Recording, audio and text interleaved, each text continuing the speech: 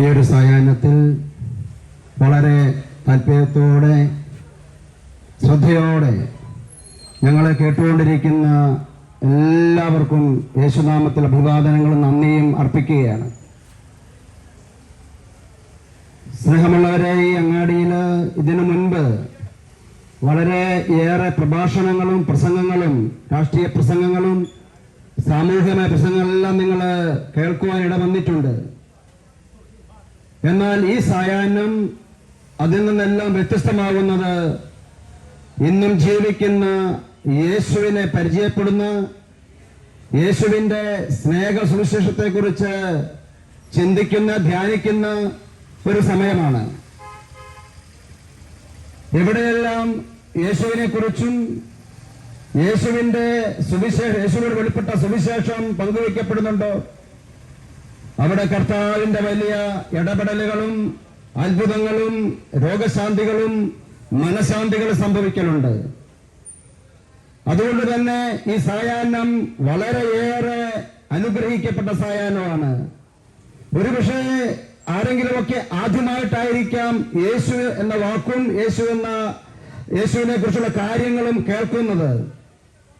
സ്നേഹമുള്ള ഇതിന് ദൈവത്തിന്റെ പരിശുദ്ധാത്മാവ് നമ്മളോട് സംസാരിക്കുന്ന സമയമാണ്. ആകയാൽ വരുന്ന ചെറിയ നിമിഷങ്ങൾ കൂടെ നിങ്ങളുടെ ശ്രദ്ധയും മനസ്സും ഞങ്ങൾ ഈ ശബ്ദപരിധിയിലേക്ക് വളരെ താല്പര്യത്തോടെ സ്നേഹത്തോടെ ക്ഷണിക്കുകയാണ്. ഈ പ്രഭാഷണത്തിന് മുൻപ് സംസാരിച്ചവരെല്ലാം തന്നെ യേശു അവരുടെ ജീവിതങ്ങളിലേക്ക് കടന്നു വന്നപ്പോൾ ഉണ്ടായ വലിയ വ്യത്യാസങ്ങൾ നമ്മളോട് സംസാരിക്കുകയുണ്ടായി. യേശുവിന്റെ സുവിശേഷം സ്വീകരിച്ചതിലൂടെ, യേശുവിനെ രക്ഷകനും നാഥനുമായി ജീവിതത്തിൽ ഏറ്റെടുത്തതിലൂടെ ജീവിതത്തിൽ വലിയ വ്യത്യാസം വന്നു. ദുരിതങ്ങളും പരാജയവുമാകാൻ സാധ്യതയുണ്ടായ ജീവിതങ്ങൾ യേശുവിലേക്ക് വന്നതിലൂടെ വിജയത്തിലേക്ക് വന്നു.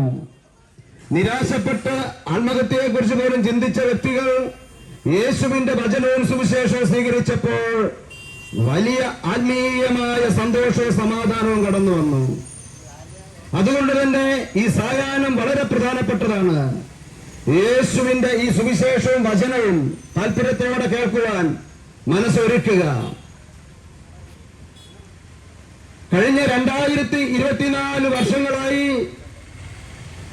ലോകത്തില് അങ്ങോളം ഇങ്ങോളം പലരും ചോദിക്കുന്ന ഒരു ചോദ്യമാണ്, യേശു ആരാണ്? ഈ ഒരു സായാഹ്നത്തിൽ നമ്മൾ പലരുടെയും കേട്ട സ്വരവും ശബ്ദവും അതുതന്നെയാണ്, യേശു ആരാണ്? ഈ ലോകത്തിലേക്ക് കടന്നു വന്ന ആത്മീയ ഗുരുക്കന്മാരിൽ നിന്ന് യേശുവിനെ വ്യത്യസ്തനാക്കുന്നത്, വ്യതിരക്തനാക്കുന്നത് എന്താണ്? എന്താണ് യേശുവിന്റെ പ്രബോധനം? എന്തുകൊണ്ടാണ് യേശു ദൈവമായി മാറുന്നത്? എന്താണ് യേശു മുന്നോട്ട് വെക്കുന്ന പ്രത്യയശാസ്ത്രം? എന്താണ് മറ്റുള്ള ആത്മീയ ഗുരുക്കന്മാർ യേശുവിനെ വ്യത്യസ്തനാക്കുന്നത്? സ്നേഹമുള്ളവരെ, ഈ ഒരു വിഷയത്തെക്കുറിച്ച് നമ്മൾ ചിന്തിക്കുകയും ധ്യാനിക്കുകയും പഠിക്കുവാൻ ആരംഭിക്കുമ്പോൾ വളരെയേറെ കാര്യങ്ങൾ ചിന്തിക്കുവാനും പഠിക്കുവാനുമായിട്ടുണ്ട്. ഏതാനും ചില ആശയങ്ങൾ മാത്രമാണ് ഈ സമയം ഞങ്ങൾ നിങ്ങളുടെ മുന്നിൽ പങ്കുവെക്കുക. ആരെല്ലാം യേശുവിനെ കുറിച്ച് പഠിക്കുവാനും യേശുവിനെ മനസ്സിലാക്കുവാനും ശ്രമിക്കുന്നുവോ, ആ ഒരു ആഗ്രഹം, അന്വേഷണം ആരംഭിക്കുന്നുവോ, ആ സമയം തന്നെ ദൈവത്തിന്റെ പരിശുദ്ധാത്മാവുടെ ഹൃദയങ്ങളിലേക്ക് വന്ന് ഈ ഒരു സത്യം അവർക്ക് വെളിപ്പെടുത്തി കൊടുക്കുന്ന അനേകം ഉദാഹരണങ്ങളുണ്ട്. ഈ ഒരു വിഷയവുമായി ബന്ധപ്പെട്ട് ഒന്നാമത്തെ ആശയം ഇതാണ്: യേശു ചരിത്ര പുരുഷനാണ്. യേശുവിന്റെ വരവോടുകൂടിയാണ് ചരിത്രം രണ്ടായി വിഭജിക്കപ്പെടുന്നത്, AD എന്നും BC എന്നും.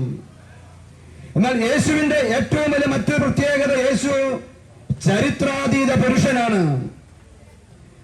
നമ്മളൊക്കെ പഠിക്കുന്ന ചരിത്രം പഠിക്കുമ്പോൾ അവരുടെ ജനനത്തോടു കൂടിയാണ് ഒരു വ്യക്തിയുടെ ജീവിതവും ചരിത്രവും ആരംഭിക്കുക.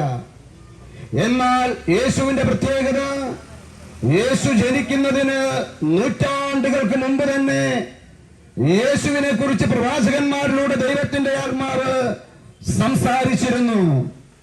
കന്യക ഗർഭം ധരിച്ചൊരു പുത്രനെ പ്രസവിക്കും, ദൈവം നമ്മോടുകൂടെ എന്നർത്ഥമുള്ള എമ്മാനുവേൽ എന്നവൻ വിളിക്കപ്പെടും. അന്ധകാരത്തിൽ കഴിഞ്ഞ മഹത്തായ പ്രകാശം കണ്ട് കൂരിരുട്ടിന്റെ ദേശത്ത് വസിച്ചവരുടെ മേൽ ദീപ്തി ഉദയം ചെയ്തു. അങ്ങനെ ആയിരക്കണക്കിന് പ്രവചനങ്ങൾ യേശുവിനെ കുറിച്ച് യേശു പിറക്കുന്നതിന് മുൻപ് തന്നെ പ്രവചനത്തിലൂടെ ഈ ലോകത്ത് വെളിപ്പെട്ടു. ഈ പ്രവചനങ്ങളുടെ എല്ലാം പൂർത്തീകരണമായാണ് യേശു 2024 വർഷങ്ങൾക്ക് മുൻപ് ജെറുസലേമിലെ ബെത്ലഹേമിൽ പിറക്കുന്നത്. ആ പിറന്ന രാത്രി സ്വർഗത്തിൽ നിന്ന് ദൈവത്തിന്റെ ദൂതന്മാരുടെ ഒരു അരുളപ്പാടുണ്ടായി. ആട്ടിടയന്മാർ വയലുകളിൽ ആടുകളെ പാർത്തിരുന്ന ആട്ടിടയന്മാരുടെ അടുത്തേക്ക് ദൈവത്തിന്റെ ദൂതൻ വന്നൊരു സന്ദേശം അയക്കുകയാണ്. ഇതാ സകല ജനത്തിനും വേണ്ടിയുള്ള വലിയ സന്തോഷത്തിന്റെ സദ്വാർത്ത നിങ്ങളെ ഞാൻ അറിയിക്കുന്നു. നിങ്ങൾക്കായ രക്ഷകൻ കർത്താവായ ക്രിസ്തു ജനിച്ചിരിക്കുന്നു.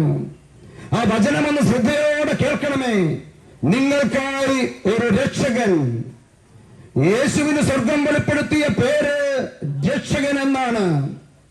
യേശു എന്ന പേരിന്റെ അർത്ഥം രക്ഷ നൽകുന്നവൻ എന്നാണ്. ഞങ്ങളെ കേൾക്കുന്ന സഹോദരരെ, ഈ ഒരു പ്രഭാഷണത്തിന് മുമ്പ് പലരും അവരെ രക്ഷ ലഭിച്ച അനുഭവങ്ങൾ പങ്കുവെക്കുകയുണ്ടായി. ഈ ലോകത്തിൽ നമ്മൾ ജീവിക്കുമ്പോൾ നമ്മുടെ പ്രശ്നം, പ്രതിസന്ധി അതെന്തുമായിക്കൊള്ളട്ടെ, അതെത്ര വലുതായിക്കൊള്ളട്ടെ, അതെത്ര ഭീകരമായിക്കൊള്ളട്ടെ, അവിടെ നമുക്കൊരു രക്ഷകൻ ദൈവം അയച്ചിട്ടുണ്ട്. ആ രക്ഷകന്റെ നാമമാണ് യേശു എന്ന നാമം. ആരെല്ലാം യേശുവിനെ രക്ഷകനും നാഥനുമായി വിശ്വസിച്ചേറ്റു പറയുന്നുണ്ടോ അവരുടെ ജീവിതങ്ങളിലേക്ക് സൗജന്യമായി രക്ഷ കടന്നു വരികയാണ്. ആ ദൂതൻ പറഞ്ഞത് സകല ജനത്തിനും വേണ്ടി എന്നാണ്. അത് അടിവരയിടുമെന്നാണ് ഞങ്ങൾ അപേക്ഷിക്കുന്നത്. യേശു വന്നത് ഏതെങ്കിലും ഒരു പ്രത്യേക വിഭാഗത്തിനു വേണ്ടി മാത്രമല്ല. കറുത്തവനെന്നോ വെളുത്തവനെന്നോ യേശുവിന് വ്യത്യാസമില്ല. രാജ്യങ്ങളോ ഭാഷകളോ വ്യത്യാസമില്ല. സകല ജനത്തിനും വേണ്ടിയുള്ള വലിയ സന്ദേശവുമായാണ്, സകല ജനത്തിന്റെ വിമോചകനായാണ് യേശു ഈ ലോകത്തിലേക്ക് കടന്നു വന്നത്. ഒന്നാമതായി ഞാൻ പറഞ്ഞു, യേശു ചരിത്ര പുരുഷനാണ്. യേശു പിറക്കുന്നതിന് മുൻപ് തന്നെ യേശുവിന്റെ ജീവിതവും ചരിത്രവും പ്രവാചകന്മാരിലൂടെ രേഖപ്പെടുത്തി. യേശു ചരിത്രാതീത പുരുഷനാണ്. യേശുവിന്റെ വരവോടുകൂടിയാണ് ലോകത്തെ രണ്ടായി വിഭജിക്കപ്പെടുന്നത്, AD എന്നും BC എന്നും. സഹോദരങ്ങളെ ശ്രദ്ധിക്കുക, യേശു ജീവിച്ച സ്ഥലവും യേശു സുവിശേഷം പറഞ്ഞ മണ്ണും യേശുവിനെ അടക്കിയ കല്ലറയും നമുക്ക് ഇന്നും പോയി കാണുവാനും അത് സാക്ഷ്യപ്പെടുത്തുവാനും സാധിക്കും. ആരുടെയെങ്കിലും സാഹിത്യ സൃഷ്ടിയിലോ ഭാവനാ സൃഷ്ടിയിലോ കടന്നു വന്ന മിത്തല്ല യേശു. സാങ്കല്പിക കഥാപാത്രമല്ല യേശു. യേശു ഒരു കെട്ടുകഥയല്ല. യേശു ചരിത്ര പുരുഷനാണ്. അതുകൊണ്ട് തന്നെയാണ് സ്നേഹമുള്ളവരെ മറ്റൊരു പ്രത്യേകത, യേശു ചരിത്രത്തെ വിഭജിച്ചവനാണ്. ആരെല്ലാം യേശുവിൽ വിശ്വസിക്കുന്നുവോ, അവന്റെ പ്രത്യയശാസ്ത്ര ഹൃദയത്തിൽ സ്വീകരിക്കുന്നുവോ, അവന്റെ തിരുവചനങ്ങൾ ഏറ്റെടുക്കുന്നുവോ, അവരുടെ ജീവിതങ്ങളും ഇങ്ങനൊരു വ്യത്യാസമുണ്ടാകും. യേശുവിന് മുൻപ്, യേശുവിന് ശേഷം. യേശുവിന്റെ സുവിശേഷവും യേശുവിന്റെ പഠനങ്ങൾ നമ്മൾ സ്വീകരിക്കുന്നതിലൂടെ ജീവിതത്തിലേക്ക് വലിയ വ്യത്യാസം കടന്നു വരികയാണ്. സമാധാനം കടന്നു വരികയാണ്. പ്രത്യാശ കടന്നു വരികയാണ്. കാഴ്ചപ്പാടുകൾ യേശുവിന്റെ സുവിശേഷത്തിലൂടെ മാറി മറയുകയാണ്. അതാണ് ഈ ലോകത്തിന്റെ വിവിധ സ്ഥലങ്ങളിൽ നിന്ന് കേട്ടുകൊണ്ടിരിക്കുന്ന എല്ലാ സാക്ഷ്യങ്ങളിലും പറയുന്നത്. യേശുവിനെ വിളിച്ചു പ്രാർത്ഥിച്ചു. രോഗപീഠ വന്നു, യേശുവിനോട് പ്രാർത്ഥിച്ചു. കുടുംബത്തിന് തകർച്ച വന്നു, യേശുവിനോട് പ്രാർത്ഥിച്ചു. കടബാധ്യത വന്നു, യേശുവിനോട് പ്രാർത്ഥിച്ചു. ലഹരി മരുന്ന് അടിമപ്പെട്ടു പോയി, യേശുവിനോട് പ്രാർത്ഥിച്ചു. ഈ ലോകം മുഴുവൻ തള്ളിക്കളഞ്ഞു, യേശുവിനെ പ്രാർത്ഥിച്ചു. ആ സമയം യേശു അത്ഭുതകരമായി ഇടപെട്ടു. അങ്ങനെയാണ് യേശു വ്യക്തികളുടെ ജീവിതങ്ങളുടെ ചരിത്രം മാറ്റുന്നത്. ഈ ഒരു സായാഹ്നത്തിൽ നിങ്ങളുമായി ഞങ്ങളുടെ ദേശത്ത് സംഭവിച്ച ഒരു കൊച്ചു രോഗസൗഖ്യത്തിന്റെ അനുഭവം പങ്കുവെക്കാൻ ആഗ്രഹിക്കുകയാണ്. ഒരുപക്ഷെ നിങ്ങൾ ഏതാനും വർഷങ്ങൾക്ക് മുമ്പ് കേട്ടിരിക്കും, ഞങ്ങളുടെ നാട്ടിലെ പശിക്കടവ് എന്ന ദേശത്ത് ഒരു അനന്ത് എന്നൊരു മകനുണ്ടായിരുന്നു. അവനന്ന് 7 വയസ്സ് മാത്രമേ പ്രായമുണ്ടായിരുന്നുള്ളൂ. അവന്റെ മാതാപിതാക്കന്മാർ ഹൈന്ദവ വിശ്വാസത്തിൽ വളർന്നവരായിരുന്നു. സ്നേഹമുള്ളവരെ, ഈ അനന്തു 7-ാം വയസ്സുള്ളപ്പോൾ അവന്റെ കരളിന് മാരകമായ ഒരു രോഗം ബാധിക്കുകയാണ്. അത് വളരെ പെട്ടെന്ന് വളർന്നു വലുതായി അവന്റെ കരള് ചുരുങ്ങി അത് ഇല്ലാതെയായി മാറുന്ന അവസ്ഥ വന്നു. ശരീരം നീരുവെന്ന് വീർത്തു. അങ്ങനെ ആ മകനെ ആ രക്ഷിതാക്കള് തിരുവനന്തപുരത്തുള്ള ശ്രീചിത്ര ആശുപത്രിയിലേക്ക് കൊണ്ടുപോവുകയാണ്.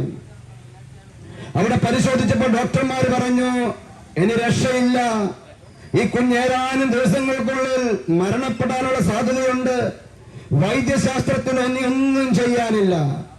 ആ മാതാപിതാക്കന്മാർ ആകെ ഭാരപ്പെട്ടു, ആകെ സങ്കടത്തിലായി. അങ്ങനെ ഇരിക്കെ ആ കുഞ്ഞുമായി അവരുടെ പ്രാർത്ഥനാലയത്തിലേക്ക് പോകുവാൻ ഇടവന്നു. കോഴിക്കോട് ഭാഗത്ത് ഹെവൻലി ഫീസ്റ്റ് എന്നൊരു പ്രാർത്ഥിക്കുന്ന ഗ്രൂപ്പുണ്ട്. അവരുടെ ഭവനത്തിലേക്ക് കടന്നു നിന്ന് അവരോട് പറഞ്ഞു, നിങ്ങൾ ഭയപ്പെടേണ്ട, ഈ കുഞ്ഞിനെ സുഖപ്പെടുത്താൻ യേശുവിന് സാധിക്കും. വൈദ്യശാസ്ത്രം പരാജയപ്പെട്ടോട്ടെ, ഡോക്ടർമാർ ഉപേക്ഷിച്ച് കളഞ്ഞോട്ടെ, എന്നാൽ രോഗികളെ സുഖപ്പെടുത്താൻ കഴിയുന്ന ഒരു ദൈവം ഇന്നും ജീവിക്കുന്നുണ്ട്. അസാധ്യതകളെ സാധ്യതകളാക്കാൻ സാധിക്കുന്ന ഒരു ദൈവമുണ്ട്. ആ ദൈവത്തിന്റെ പേരാണ് യേശു. നിങ്ങൾ ആ യേശുവിനെ വിളിച്ച് പ്രാർത്ഥിക്ക്. ആ യേശു ഈ കുഞ്ഞിനെ സുഖപ്പെടുത്തും. ഈ കുഞ്ഞിനെ നഷ്ടപ്പെട്ടു പോയ കരളിനെ വീണ്ടും പുനരുദ്ധരിക്കാൻ യേശുവിന് സാധിക്കും. ഈ ദൈവിക ദൂത് ഈ കുഞ്ഞിന്റെ അച്ഛനും അമ്മയും വലിയമ്മയും സഹോദരങ്ങളെ ഹൃദയത്തിൽ ഏറ്റെടുത്തു. തുടർന്നൊരു രാത്രി ഈ അമ്മയും അച്ഛനും വലിയമ്മയും കൂടെ കുഞ്ഞിനു വേണ്ടി അവരുടെ ഭവനത്തിൽ പ്രാർത്ഥിക്കുന്ന ഒരു രാത്രി അവർ യേശുവിനെ വിളിച്ച് പ്രാർത്ഥിച്ചു. യേശുവേ, ഇന്നും ജീവിക്കുന്ന ദൈവമേ, ഞങ്ങളുടെ കുഞ്ഞിനെ സുഖപ്പെടുത്താൻ നിനക്ക് സാധിക്കുമെങ്കിൽ ഇതാ ഞങ്ങൾ ഞങ്ങളുടെ കുഞ്ഞിനെ നിനക്ക് വിട്ടുതരുന്നു, സുഖപ്പെടുത്തണമേ എന്ന് പ്രാർത്ഥിച്ചു. സ്നേഹമുള്ളവരെ, ആ പ്രാർത്ഥനയിൽ സ്വർഗം ഇറങ്ങി വന്നു. ദൈവത്തിന്റെ അത്ഭുതകരമായ കാര്യം അവിടെ പ്രവർത്തിച്ചു. ആ കുഞ്ഞിന് ഷോക്കടിക്കുന്ന ഒരു അനുഭവം ആ രാത്രിയുണ്ടായി. പിന്നീട് ഏതാനും ദിവസങ്ങൾക്ക് ശേഷം ആ മാതാപിതാക്കന്മാർ ആ കുഞ്ഞിനുമായി വീണ്ടും തിരുവനന്തപുരം മെഡിക്കൽ കോളേജ് ശ്രീചിത്ര ആശുപത്രി ചെല്ലുമ്പോൾ ഡോക്ടർമാരെ അതിശയിപ്പിച്ച ഒരു സംഭവം ഉണ്ടായി. ഡോക്ടർമാർ ചോദിച്ചു, ഞങ്ങൾ ഉപേക്ഷിച്ച് കളഞ്ഞ കുഞ്ഞാണല്ലോ ഇത്, എന്താണ് ഈ കുഞ്ഞിന് സംഭവിച്ചത്? നിങ്ങൾ ഏത് ഡോക്ടറെയാണ് കാണിച്ചത്? ആ അപ്പനും അമ്മയും പറഞ്ഞു, സാർ, ഞങ്ങൾ ഈ കുഞ്ഞിനെ കൊണ്ട് ഒരു ഡോക്ടറെ അടുത്തും പോയിട്ടില്ല. ഞങ്ങളോട് പ്രാർത്ഥിക്കുന്ന ദേവദാസൻ പറഞ്ഞു, നിങ്ങളുടെ മകനെ യേശുവിനെ സുഖപ്പെടുത്താൻ കഴിയും, നിങ്ങൾ സുവിശേഷത്തിൽ വിശ്വസിച്ച് യേശുവിനോട് പ്രാർത്ഥിക്കുക. ഞങ്ങൾ യേശുവിനെ പ്രാർത്ഥിച്ചു, അത് മാത്രമാണ് ചെയ്തത് എന്ന് അവർ ഡോക്ടറോട് പറഞ്ഞു. സ്നേഹമുള്ളവരെ, ആ കുഞ്ഞിന്റെ ചികിത്സയ്ക്കായി ഏകദേശം 70 ലക്ഷത്തിനടുത്തൊരു തുക മരുതോങ്കര പഞ്ചായത്തിലുള്ള എല്ലാവരും കൂടെ സംഭരിക്കുകയും ഒക്കെ ചെയ്തിരുന്നു. എന്നാൽ കുഞ്ഞിന്റെ ഓപ്പറേഷൻ വേണ്ടി വന്നില്ല. ആ സംഭരിച്ച തുക ഇന്നും പാവപ്പെട്ട രോഗികൾക്ക് വേണ്ടി കൊടുത്തുകൊണ്ടിരിക്കുകയാണ്. സ്നേഹമുള്ളവരെ, യേശു ഇന്നും ജീവിക്കുന്നുണ്ട്. അവൻ അസാധ്യമായിട്ടൊന്നുമില്ല. ആ യേശുവിനെ വിശ്വസിക്കുന്നുവോ, ആ യേശുവിനെ രക്ഷകനായി സ്വീകരിക്കുന്നുവോ, അവരുടെ ജീവിതത്തിന്റെ ചരിത്രം യേശു എടുത്തു മാറ്റും. Hallelujah, hallelujah. യേശുവേ നന്ദി, യേശുവേ ആരാധന. സ്നേഹമുള്ളവരെ, രണ്ടാമത്തെ രഹസ്യം ഞങ്ങൾക്ക് നിങ്ങളുമായി പങ്കുവയ്ക്കുവാനുള്ളത്, യേശു യഥാർത്ഥ ഗുരുവാണ്. യേശു പൂർണ്ണനായ ഗുരുവാണ്. ഈ ലോകത്തിലേക്ക് അനവധി ഗുരുക്കന്മാർ വന്നിട്ടുണ്ടെങ്കിലും അവരിൽ നിന്ന് യേശുവിനെ വ്യത്യസ്തനാക്കുന്ന ഒരു സംഭവം, പൂർണ്ണനായ ഗുരുവാണ് യേശു. ആരാണ് പൂർണ്ണനായ ഗുരു? പൂർണ്ണനായ ഗുരു ആത്മസാക്ഷാത്കാരം ലഭിച്ച വ്യക്തിയായിരിക്കണം. പൂർണ്ണനായ ഗുരു പാപരഹിതനായിരിക്കണം. പൂർണ്ണനായ ഗുരു നിർഭയനായിരിക്കണം. പൂർണ്ണനായ ഗുരു എന്ത് ലോകത്തോട് പറയുന്നുവോ അത് സ്വന്തം ജീവിതത്തിൽ പ്രാവർത്തികമാക്കുന്നവനായിരിക്കണം. ഇങ്ങനെയെല്ലാം വെച്ചു നോക്കുമ്പോൾ ഈ ലോകത്തിൽ പൂർണ്ണനായ ഒരു ഗുരു യേശു മാത്രമാണുള്ളത്. ഈ ലോകത്തെ സ്നേഹം പഠിപ്പിച്ച ഗുരു യേശുവാണ്. ഈ ലോകത്തെ ക്ഷമ പഠിപ്പിച്ച ഗുരു യേശുവാണ്. ഈ ലോകത്തെ ശൂന്യവൽക്കരണം പഠിപ്പിച്ച ഗുരു യേശുവാണ്. ഹല്ലേലൂയ. ആകയാൽ സ്നേഹമുള്ളവരെ, ആരാണ് യേശു? യേശുവാകുന്ന ഗുരുവിന്റെ പ്രത്യേകത എന്താണ് എന്ന് അന്വേഷിക്കുമ്പോൾ നേരത്തെ സംസാരിച്ചതുപോലെ എല്ലാ മുൻവിധികളും മാറ്റിവെച്ച് നമ്മൾ യേശുവിനെ സമീപിക്കണം. യേശുവിന്റെ സുവിശേഷത്തെ സമീപിക്കണം. യേശുവിന്റെ അർത്ഥവാക്യങ്ങളും ആദർശങ്ങളെയും നമ്മൾ സമീപിക്കണം. എല്ലാ മുൻവിധികളും മാറ്റിവെക്കണം. ഒരുപക്ഷെ നമുക്ക് ചില മുൻവിധികളുണ്ട് യേശുവിനെ കുറിച്ച്. യേശു യഹൂദനാണ് എന്നും യേശു ഒരു തിരുത്തൽവാദിയാണോ എന്നും ഒരു രക്തസാക്ഷിയാണോ എന്നും യേശു ഒരു മതം സ്ഥാപിച്ചവനാണോ എന്നും യേശു ക്രിസ്ത്യാനിയുടെ മാത്രം ദൈവമാണോ എന്നും അങ്ങനെയുള്ള പല മുൻവിധികളാണ് യേശുവാകുന്ന സത്യത്തിലേക്ക് സുവിശേഷത്തിലേക്ക് നമ്മളെ ആകർഷിക്കുന്നത് തടയുന്നത്. യേശു സുവിശേഷം പറയുമ്പോൾ ഒരു കുഞ്ഞു ശിശുവിനെ അവരുടെ മധ്യത്തിലേക്ക് എടുത്തുയർത്തി പറഞ്ഞു, ഈ ശിശുവിനെ പോലെ നിങ്ങൾ ആയിത്തീരുക. ആര് ശിശുവിന്റെ മനസ്സോടുകൂടെ യേശുവിലേക്ക് വരികയും യേശുവിന്റെ സുവിശേഷം സ്വീകരിക്കാൻ ഒരുങ്ങുകയും ചെയ്യുന്നുവോ അവരുടെ മുമ്പിലാണ് യേശു കടന്നു വരിക.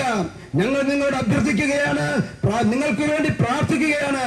യേശുവിനെ കുറിച്ചുള്ള എല്ലാ മുൻവിധികളും മാറ്റിവെച്ച് സത്യസന്ധമായ മനസ്സോടെ ഒരു ശിശുവിന്റെ നിഷ്കളങ്ക ഭാവത്തോടെ ഈ രാത്രി നിങ്ങൾ യേശുവിനെ പ്രാർത്ഥിച്ചാൽ യേശു നിങ്ങളുടെ ജീവിതത്തിലേക്ക് അത്ഭുതകരമായി കടന്നു വന്ന് വചനം സ്ഥിരീകരിച്ച് നിങ്ങളുടെ ജീവിതങ്ങളെ മാറ്റിമറിക്കുന്ന ഒരുപടി അനുഭവങ്ങൾ നിങ്ങൾക്കുണ്ടാകും. Hallelujah, hallelujah. സ്നേഹമുള്ളവരെ, യേശു പറഞ്ഞു, എന്റെ രാജ്യം ഐഹികമല്ല. യേശു രാജാവാണ്. യേശു ഈ ലോകത്തിന്റെ രാജാവല്ല. യേശു ദൈവരാജ്യത്തിന്റെ രാജാവാണ്. യേശു ആത്മാവിന്റെ സാമ്രാജ്യത്തിലെ രാജാവാണ്. യേശു ആരാണോ ആത്മീയ കാര്യങ്ങളെ പറ്റി ചിന്തിക്കുന്നത്, ആരാണോ ദൈവിക കാര്യങ്ങളെ പറ്റി ചിന്തിക്കുന്നത്, അവരുടെ സാമ്രാജ്യത്തിന്റെ രാജാവാണ് യേശു. യേശു ഏതെങ്കിലും പ്രത്യേക രാജ്യം സ്ഥാപിക്കാനല്ല ഈ ലോകത്തിലേക്ക് വന്നത്. യേശു സ്ഥാപിച്ചത് ക്ഷമയുടെ രാജ്യമാണ്, സഹനത്തിന്റെ രാജ്യമാണ്, വിട്ടുകൊടുക്കലിന്റെ രാജ്യമാണ്, പരാജയപ്പെടുന്നവന്റെ രാജ്യമാണ് യേശുവിന്റെ രാജ്യം. ഹല്ലേലൂയ. ആകയാൽ ഞങ്ങളെ കേൾക്കുന്ന സ്നേഹിതരെ, യേശുവിലേക്ക് ഈ സായാഹ്നത്തിൽ യേശുവിന്റെ പ്രബോധനങ്ങളിലേക്ക് ഞങ്ങൾ നിങ്ങളെ ക്ഷണിക്കുകയാണ്. എല്ലാ നിർമ്മിതികളും മാറ്റിവെച്ച് യേശു ആരാണ് എന്ന ചോദ്യം നിരന്തരം ചോദിച്ചുകൊണ്ടിരിക്കുക. യേശു പറഞ്ഞു, നിങ്ങൾ സത്യം അറിയുകയും ആ സത്യം നിങ്ങളെ സ്വതന്ത്രരാക്കുകയും ചെയ്യും. Hallelujah, hallelujah. സത്യം നിങ്ങൾ അറിയും. യേശുവാണ് ആ സത്യം. ആ സത്യം നിങ്ങളെ സ്വതന്ത്രരാക്കും. നിങ്ങൾക്കൊരു വിടുതൽ കിട്ടും, ഒരു ധൈര്യം കിട്ടും, ഒരു സമാധാനം കിട്ടും, ഒരു പ്രത്യാശ കിട്ടും. യേശുവാണ് സത്യത്തിലേക്കുള്ള അന്വേഷണാത്മകത ആരംഭിക്കണമെന്ന് മാത്രമാണ് ഈ സായാഹ്നം അവന്റെ പ്രബോധനങ്ങളിലേക്ക്, അവന്റെ വചനങ്ങളിലേക്കുള്ള അന്വേഷണം. നിങ്ങൾ സത്യം അറിയുകയും ആ സത്യം നിങ്ങളെ സ്വതന്ത്രരാക്കുകയും ചെയ്യും. യേശു പറഞ്ഞു, വഴിയും സത്യവും ജീവനും ഞാനാണ്. ഹല്ലേലൂയ. പിതാവായ ദൈവത്തിലേക്കുള്ള വഴി യേശുവാണ്. അവിടുത്തെ പരിശുദ്ധാത്മാവിലേക്കുള്ള വഴി യേശുവാണ്. ഈ ലോകത്തിൽ അനേകം മാർഗങ്ങൾ ദൈവപിതാവിലേക്കുണ്ട്. എന്നാൽ യേശുവാകുന്ന മാർഗത്തിലൂടെ ദൈവത്തെ സമീപിച്ചാൽ ആ ദൈവത്തിന്റെ സ്നേഹം നമുക്ക് അനുഭവിക്കാൻ സാധിക്കും. ഇതാണ് യഥാർത്ഥമായ യേശുവാണ് യഥാർത്ഥമായ വഴി. യേശുവാണ് സത്യം. യേശുവാണ് വാതിൽ. Hallelujah, hallelujah, hallelujah. സ്നേഹമുള്ളവരെ, യേശുവിന്റെ വരവോടുകൂടെ ചരിത്രം മാറിമറിഞ്ഞു ഞാൻ മുമ്പ് പറയുകയുണ്ടായി. അതുപോലെ തന്നെ യേശുവിന്റെ വരവോടുകൂടെ അക്കാലം വരെ ഉണ്ടായിരുന്ന എല്ലാ മതചിന്തയുടെയും മതമൂല്യങ്ങളുടെയും കാഴ്ചപ്പാടുകളുടെയും ചരിത്രം മാറുകയാണ്.